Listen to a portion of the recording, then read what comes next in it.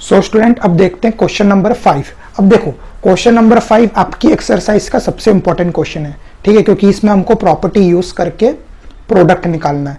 तो क्वेश्चन क्या दिया हुआ है, find the product using property.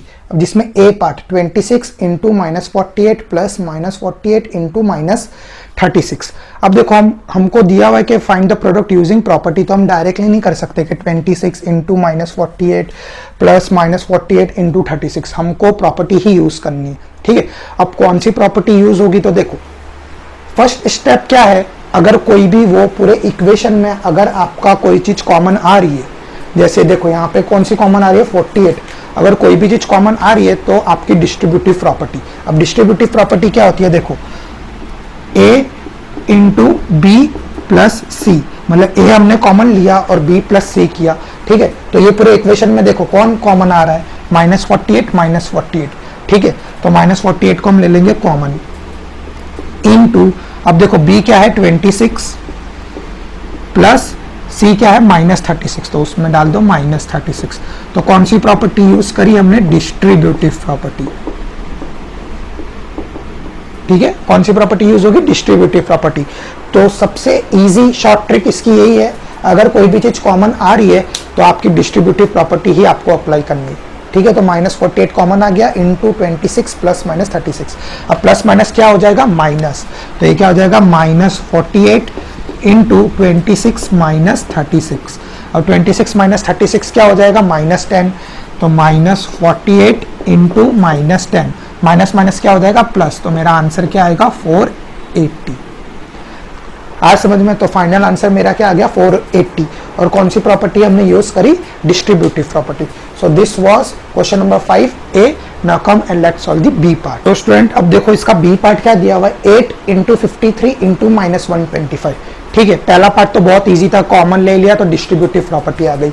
अब देखो कितने इंटीजर से 1 2 3, तो जब भी 3 इंटीजर आ जाए, कौन सी ऐसी प्रॉपर्टी जिसमें 3 इंटीजर आता है, yes very good, that is associative property. तो देखो एसोसिएटिव प्रॉपर्टी क्या होता है, a into b into c equals to a into b into c, तो यही तो हमारी एसोसिएटिव प्रॉपर्टी होती है। तो आगे आइडिया आपको ए बी सी, मतलब यहाँ पे हमारी कौन सी प्रॉपर्टी यूज होगी, एसोसिएटिव प्रॉपर्टी। अब देखो बच्चों सबसे मेन चीज यही है कि किसको ए लेना है, किसको बी लेना है, किसको सी लेना है, ताकि आपकी कैलकुलेशन इजी बन जाए। मेरा मेन एम यही है कि आपको इजीली समझाना, ठीक है। तो देखो अब 53 को आप बी लोगे तो 53 इंटू 125 बहुत हार्ड पड़ेगा, या तो 53 इंटू 8 करोगे वो भी आपको बहुत हार्ड पड़ेगा। तो हमको क्या करना है, देखो 53 को आप ए ले लो, तो 53 इंटू बी को आप ले लो 8 इंटू सी को आप ले लो -125। अब देखो -125 इंटू 8 बहुत इजी है, जो होता है 1000, सबको पता है -125 इंटू 8 क्या होगा 1000। और नहीं भी पता तो जब आप इसको सॉल्व करोगे तो आपका इजीली आंसर -1000 आ जाएगा, ठीक है। तो 53 इंटू -1000, तो ये क्या हो जाएगा -53,000, ठीक है। आज समझ में। So our main answer is -53000। और कौन सी प्रॉपर्टी हमने यूज करी प्रोडक्ट निकालने के लिए, that is the associative property.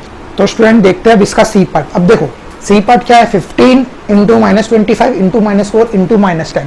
First part तो हमने देख लिया, 48 कॉमन आ गया, डिस्ट्रीब्यूटिव प्रॉपर्टी। फिर सेकंड क्वेश्चन में 3 थे, तो 3 में हमारी एसोसिएटिव प्रॉपर्टी ही आती है। अब देखो अगर 4 आ गया तो 4 वाली तो कोई प्रॉपर्टी नहीं है, तो 4 वाली प्रॉपर्टी नहीं है, पर आपके पास कम्यूटेटिव प्रॉपर्टी तो है। वो क्या होता है, a into b is equal to b into a. अब आपको क्या करना है, ये जो 4 नंबर दिए हैं 1 2 3 4, आपको इसको डिवाइड कर लेना 2 पार्ट्स में। किसी को ए लो और पूरे में ब्रैकेट डाल के उसको बी ले लो। अब देखो कैसे करेंगे, ध्यान से देखो। ए को मैं ले लेता हूँ 15, तो यहाँ पे मैंने डाला 15 इंटू मैंने एक ब्रैकेट डाला, और ये पूरा ये जितना भी पार्ट है ना पूरा ब्रैकेट में लिख दिया, -25 इंटू -4 इंटू -10। तो मतलब ए ये पूरा ब्रैकेट हो गया बी। तो a इंटू बी कौन सी प्रॉपर्टी यूज होती है, कम्यूटेटिव प्रॉपर्टी। अब समझ आ गया आपको, आइडिया आ गया। तो कौन सी प्रॉपर्टी हम लगाएंगे इसमें, कम्यूटेटिव प्रॉपर्टी, ठीक है।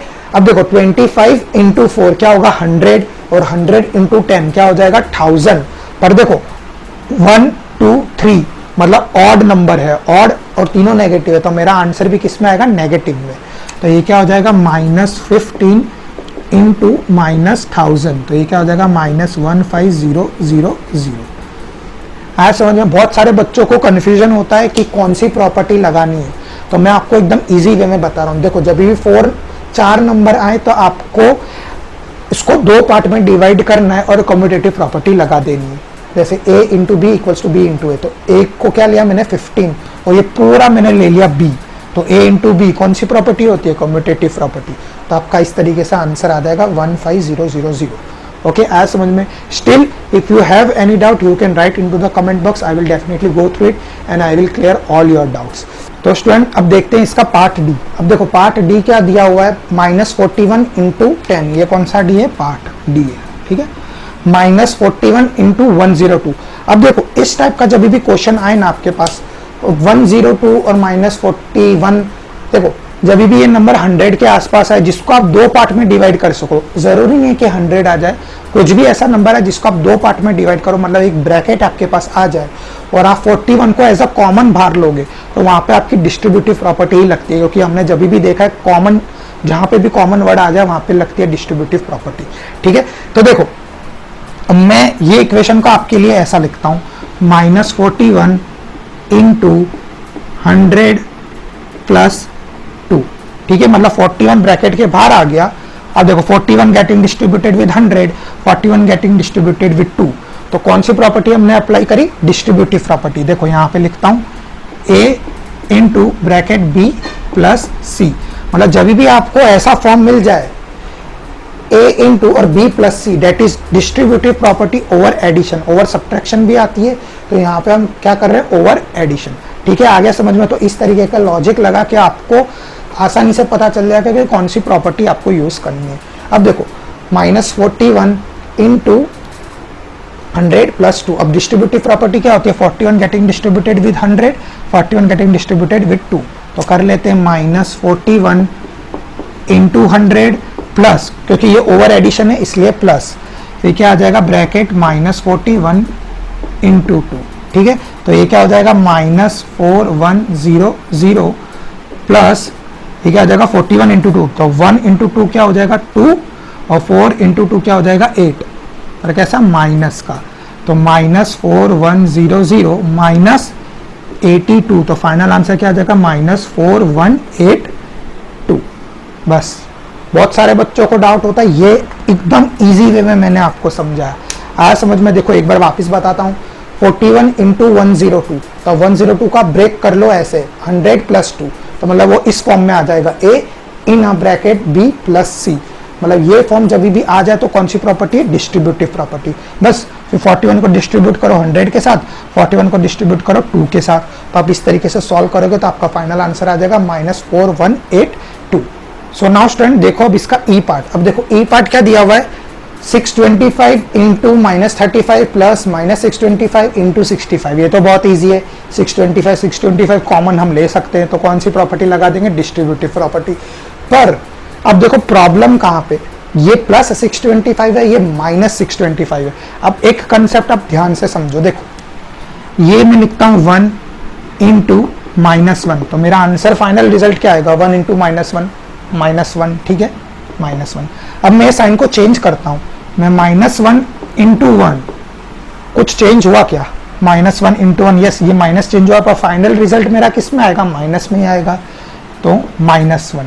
समझ आ रहा है। तो मैं ये पूरे इक्वेशन को, ये जो मुझे दिया हुआ है, ये पूरे इक्वेशन को मैं ऐसे भी लिख सकता हूं, देखो 625 इंटू -35 प्लस, ये माइनस में इसको दे देता हूं, कुछ फर्क नहीं पड़ेगा, 625 -625 इंटू 65 करूंगा तो भी आंसर मेरा माइनस में जो आएगा वो सेम ही आएगा, और 625 इंटू माइनस में कहीं भी डाल दूं मेरा आंसर तो सेम ही आएगा। तो यहाँ पे मैं क्या करूंगा 625 और ये माइनस में इसको दे देता हूँ -65, वही जो मैंने एग्जांपल समझाया था, माइनस हम चेंज कर सकते हैं, ठीक है।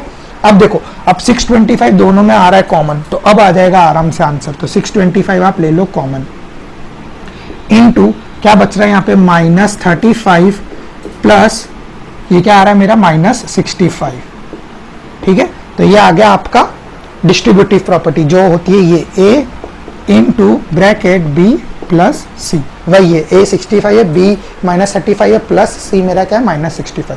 ठीक है, तो कौन सी प्रॉपर्टी यूज हुई? Distributive property. अब देखो 625 इंटू प्लस माइनस क्या हो जाएगा? माइनस, तो -35 -65।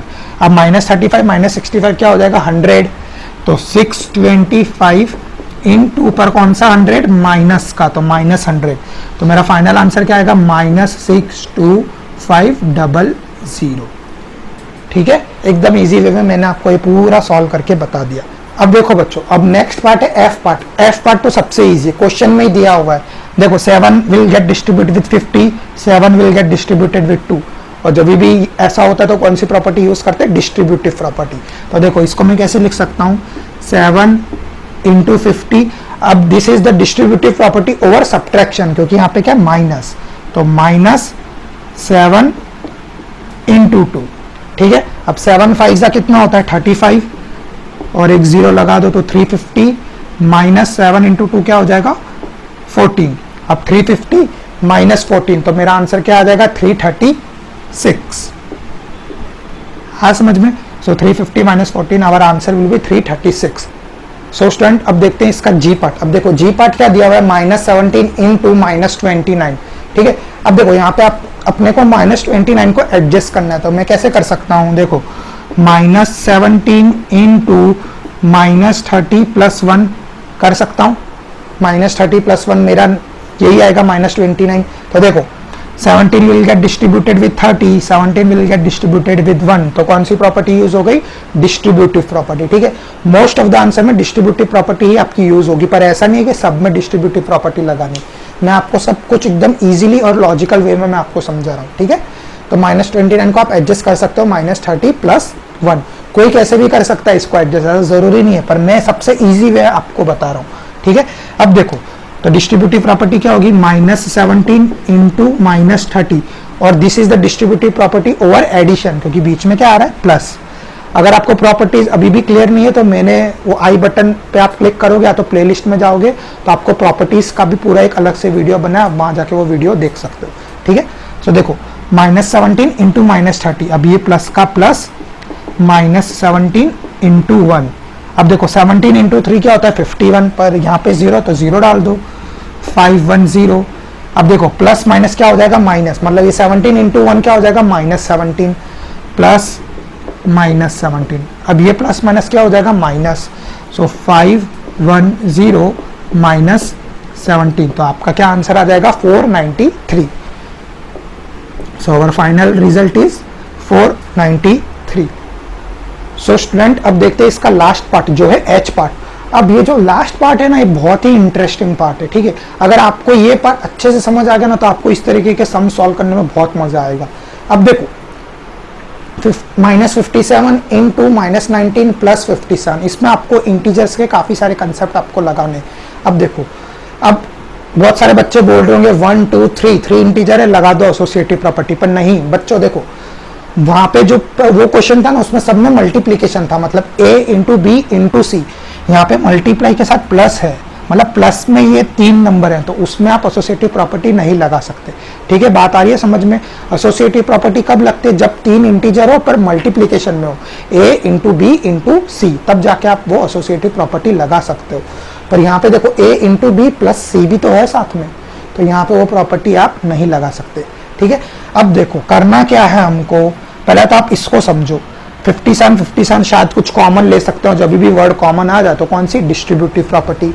ठीक है, तो देखो पहला कंसेप्ट ये है, माइनस माइनस क्या हो जाएगा? प्लस, मतलब देखो -1 इंटू -2, तो मेरा फाइनल रिजल्ट क्या आएगा? 2। ओके, तो इसको मैं ऐसे लिख सकता हूँ क्या? 1 इंटू 2, उसका भी आंसर 2 ही आएगा। आ रही है बात समझ में? 1 इंटू -2 का आंसर आता है 2, और 1 इंटू 2 का भी आंसर आएगा 2। तो -1 इंटू -2 का भी आंसर आता है 2, और 1 इंटू 2 का भी आंसर आता है 2। मतलब अगर मैं ये दोनों जगह से माइनस हटा दूंगा फिर भी मेरा आंसर तो सेम ही रहेगा। आ रही है बात समझ में? तो वही सेम लॉजिक हमको यहाँ पे लगाना है। देखो दोनों minus minus, 57 into 19, minus minus plus हो जाएगा, तो मैं इसको कैसे लिख सकता हूँ? देखो 57 इंटू 19 लिख सकता हूँ, बिल्कुल लिख सकता हूँ, क्योंकि माइनस माइनस प्लस हो जाएगा।